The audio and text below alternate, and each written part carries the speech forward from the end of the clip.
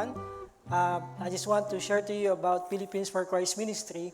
Philippines for Christ Ministry started the year 2013 when God put the burden in the heart of my late father-in-law, Pastor June Rodrigo, and our friend in Marion, Pastor Ronnie Gentry, to help the national pastors in the Philippines.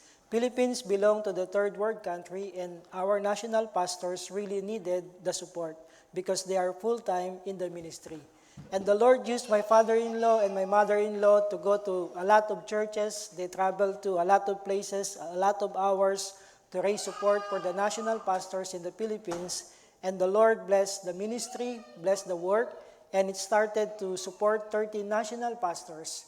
And the Lord keep blessing the ministry, and until it keeps adding more national pastors until the year of 2019, until 2023, the ministry supported 40 national pastors. And last year of 2024, we added 10 more on the team, and these 10 pastors are tribal pastors who are devoted and willing to win their people by the gospel of the Lord Jesus Christ, and they need to walk 2 to 3 hours just to minister to their people. And this year, we added 10 more again for the total of 60 national pastors. Truly that the Lord is good and faithful. Amen. And for the month of January until March of this year, there were 3,430 souls got saved. And to God be the glory. And you have a big part to this harvest because you are supporting Philippines for Christ. Your support, your partnership, and your prayers are really blessing to us. And please do continue to pray for the ministry, as Pastor Ronnie and I talk about to hold that 60 national pastors, not to add more, but we are praying that we can add more the quantity of the support that they are receiving, as we know that prices are going up, food, transportation, and everything. So we are praying that as the Lord provides for provision, we can add more to their support. And also, please do pray as we are praying for children for boxes in the Philippines, for like clothing, like food and school supplies.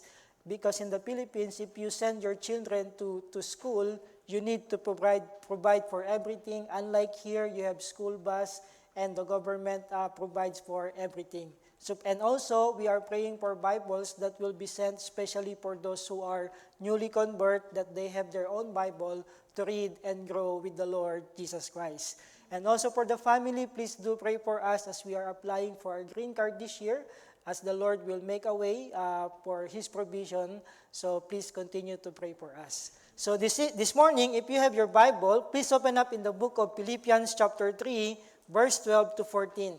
Philippians chapter 3, verse 12 to 14. And if you are able and willing to stand, would you mind in honor of God's Word? Thank you so much, Pastor Steve and Church, for your decision to continue to support Philippines for Christ ministry. Philippians chapter 3, verse 12 to 14. Follow me as I read. It says in verse 12, "Not as though I had already attained, either were already perfect, but I follow after, if that I may apprehend that for which also I am apprehended of Christ Jesus. Brethren, I count not myself to have apprehended, but this one thing I do, forgetting those things which are behind, and reaching forth unto those things which are before. I press toward the mark for the prize of the high calling of God in Christ Jesus." Let's pray. Our gracious and loving Father, we are so thankful, Lord, for this beautiful day that you have been given to us. And thank you, Lord, for allowing us to be here gathered together, Lord, to worship you. And Lord, may I ask that the Holy Spirit will empower this place. And if there's someone is lost, may you reveal yourself to them, O God. May you bless your word today, O Lord. And also, thank you so much for this wonderful church, Lord. May I ask, Lord, that you continue to use them and bless them, Lord, for all the events that they will have, like Vacation Bible School, their camp, and even, Lord, in helping the community. Lord, may you continue, use them, Lord, mightily in this place, O God. Once again, Lord, thank you so much for everything, and all these things we pray in Jesus' name. Amen. Thank you. You may be seated. You know, from time to time when I go to churches and I fill in for my father-in-law before, some of the members are asking me, "Are you like Brother June? When he preaches, he's like a fireball because he can jump, he can run, he can shout, and he has a lot of excitement, thrill, and joy. But I always tell them, no, I'm not like my father-in-law. If he is the fireball, I am the snowball. So this morning, I would like to encourage you with the message, the one thing of Paul. Let us look on the life of the Apostle Paul about his one thing, his pursuit in his life, and why does this one thing is so important to him? Because it answers or shows what is his priority in life. Have we ever considered what is our one thing in this life? The word priority comes from the Latin word prior, which means first, most important, that it must be the one thing that needed to be accomplished in your life. From time to time, we can hear the phrase, I don't have time, right? I don't have time to go to church to worship God. I don't have time to read the Bible. I don't have time to pray. I don't have time to do the ministry. I don't have time to go on soul winning. But the truth is, they do have time, but God is not their priority. And if God is not our priority, then we will not be faithful to God. And if we are not faithful to God, then what should we expect? We will not be faithful to the church. We will not be faithful to the ministry, to our calling, to our giving, and even to our family.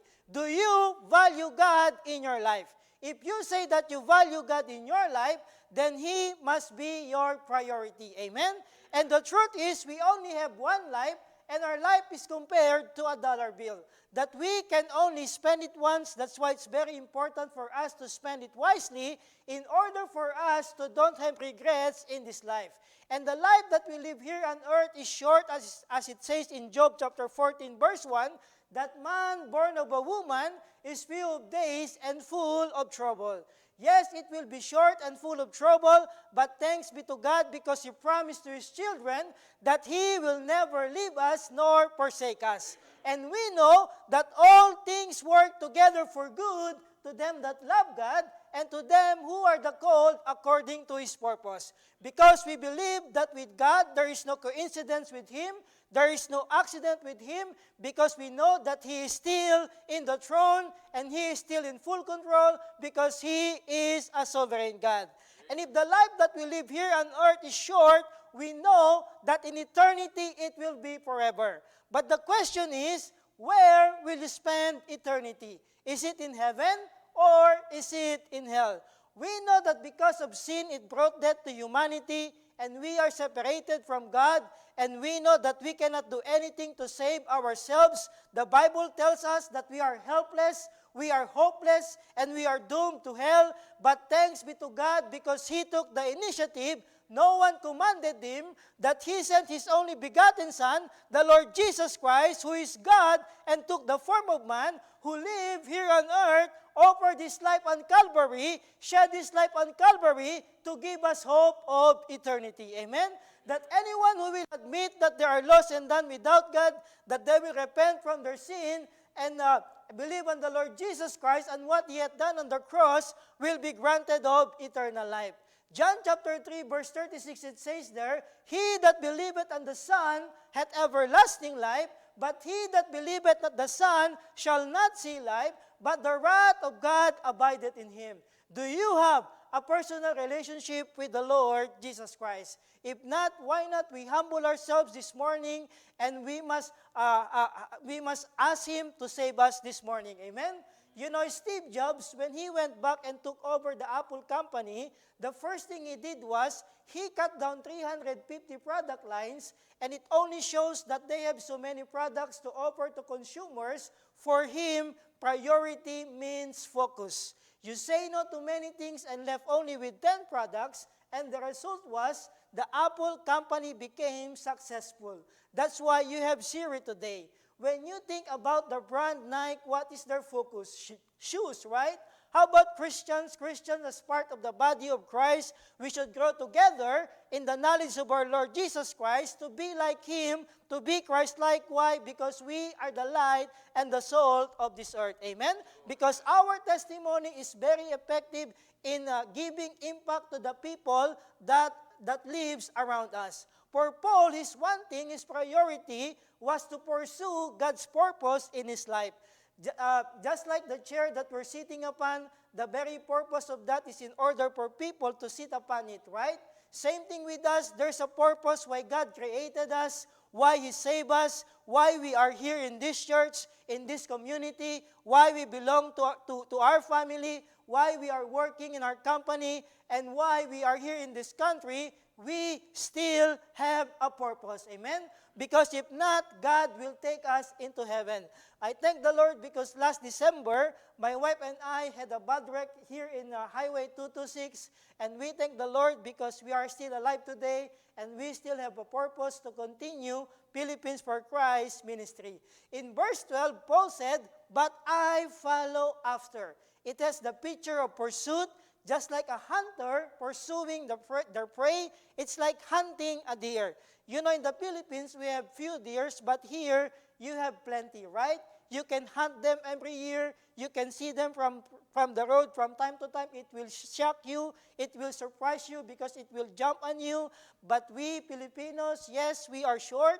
But when we saw deer, we always say, it's yummy in the tummy because we love to eat meat. It has also the idea of a runner chasing the finish line. And Paul continued in verse 12, "If that I may apprehend that for which also I am apprehended of Christ Jesus." The word apprehend means to seize or to possess. Just like when the police are chasing the criminals, when they hold a grip unto them, they make sure that they will not escape. So Paul was saying, I am pursuing the very purpose why Jesus saved me, simply to accomplish the plan of Jesus in my life. In Acts chapter 22, verse 14 and 15, it says there, "And he said, The God of our fathers had chosen thee, that thou shouldest know his will, and see that just one, and hear the voice of his mouth, and thou shalt be his witness unto all men of what thou hast seen and heard." So the one thing of Paul is to pursue God's purpose in his life, to know Him and make Him known. Amen? 3 things I would like to discuss this morning. Number 1, Paul examined himself. A spiritual exam is very important because it will inform us if we are growing or if we are stagnant. We know that the Apostle Paul, he was handpicked by God to be the apostle to the Gentiles.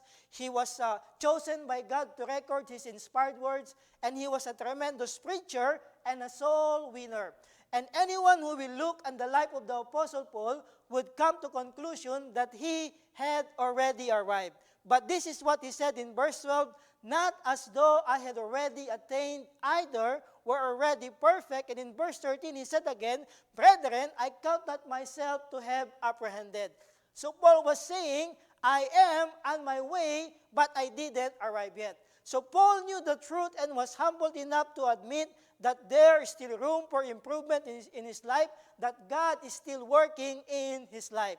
Same thing with us. I believe that we are in the same page, that there is still room for improvement in our lives. A humble heart is a heart that is teachable. It admits, it accepts, submissive, and ready to respond to God, and a heart that is not know-it-all. Because a heart that is know-it-all, it will be proud, and proud people will never grow, will never mature. Why? Because in their mind, they're already arrived.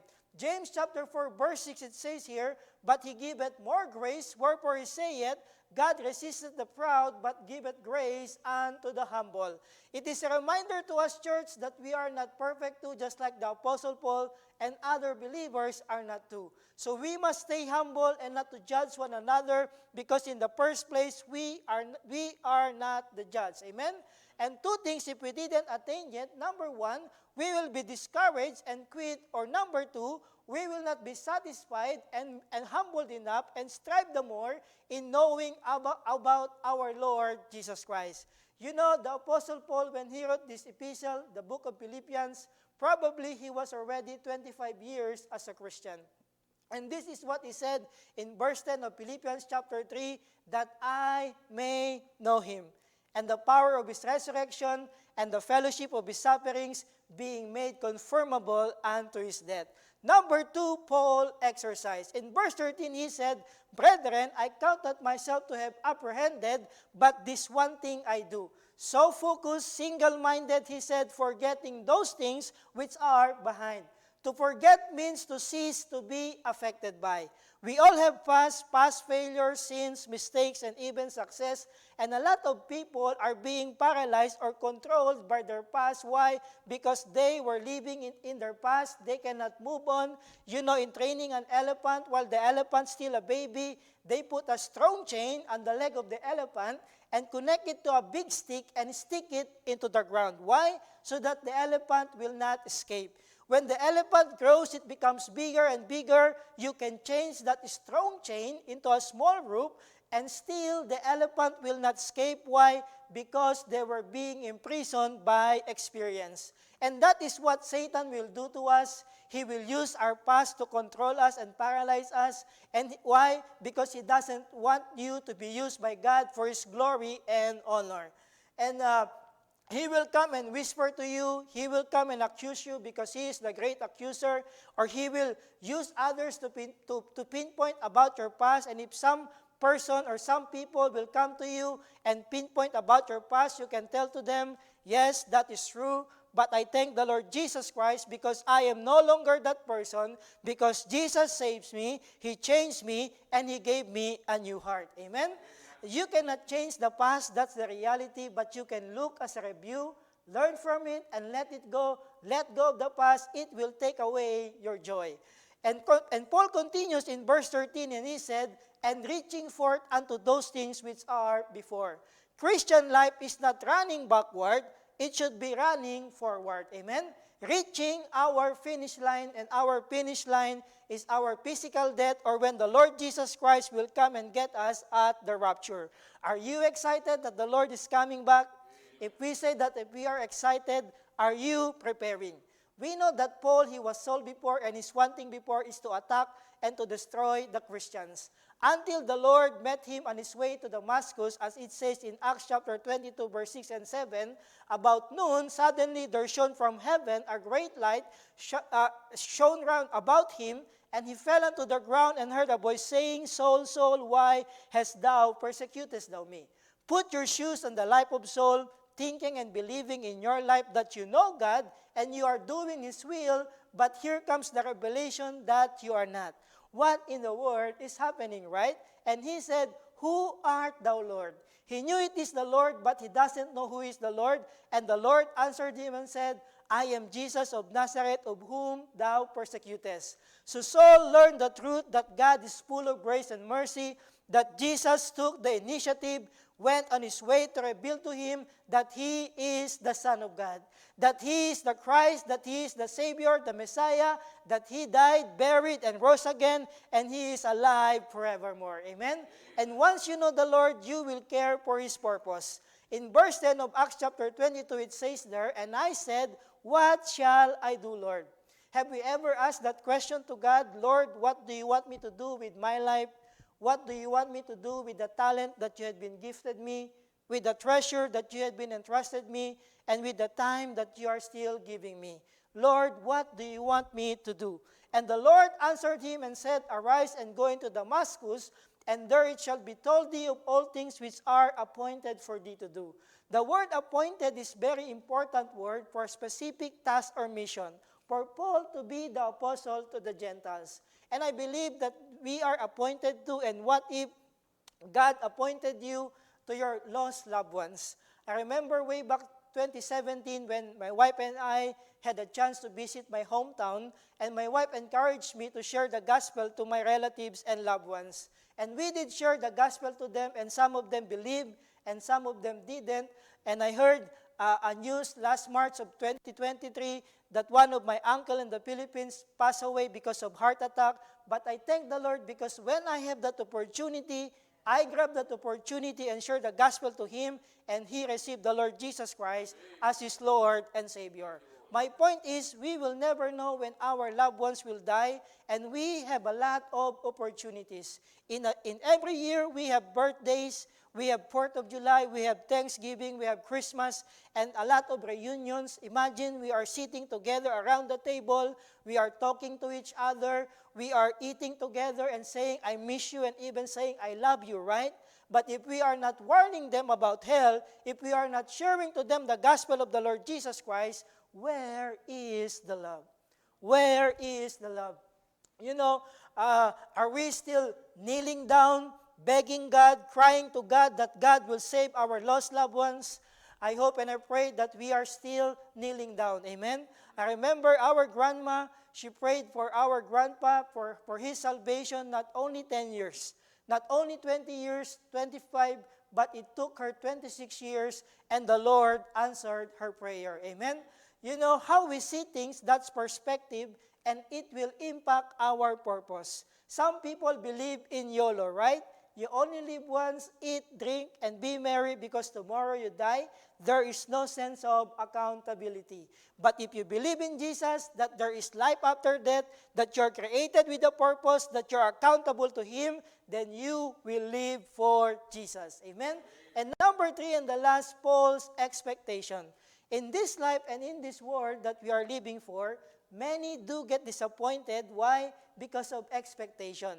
But our loved ones, relatives, friends, co-workers, even church brethren, leaders of this country will disappoint us. But remember, with God, you will never be disappointed. Why? Because He is faithful and sovereign to bring to pass His goodwill in your life and in my life.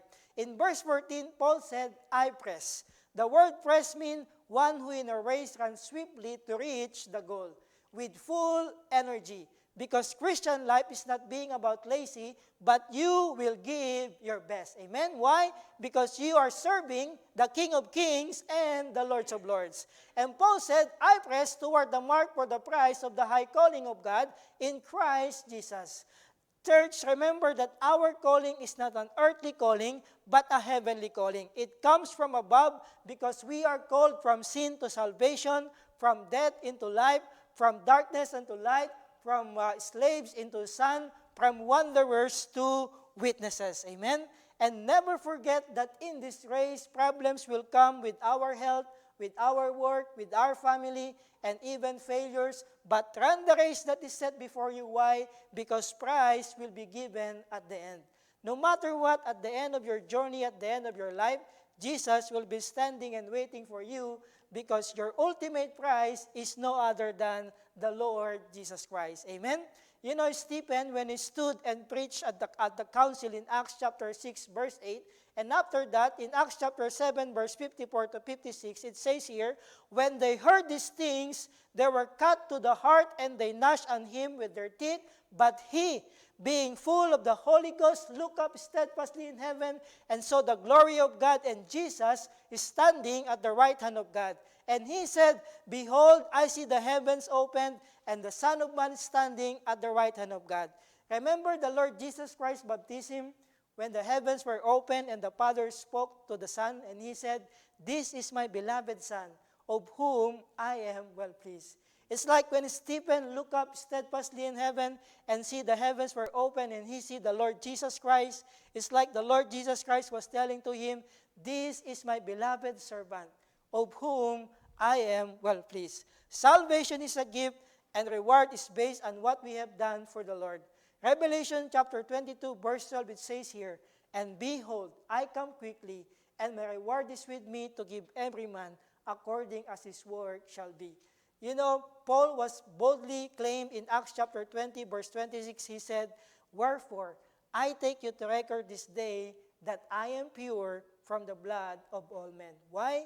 Because he makes sure to make known about his God.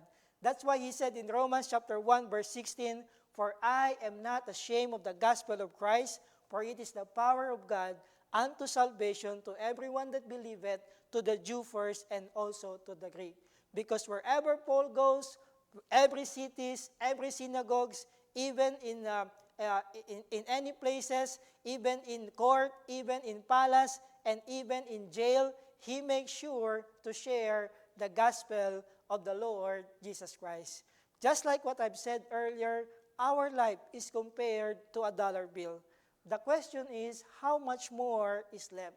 Probably 50 cents, 25 cents, 10 cents, 5 cents, I don't know. Only God knows how much more is left. The question is, what will you do of what is left? What will you live out for? Will you live out your own purpose or God's purpose? Will you live out your own will or God's will? It will be your choice, but your choice will determine you.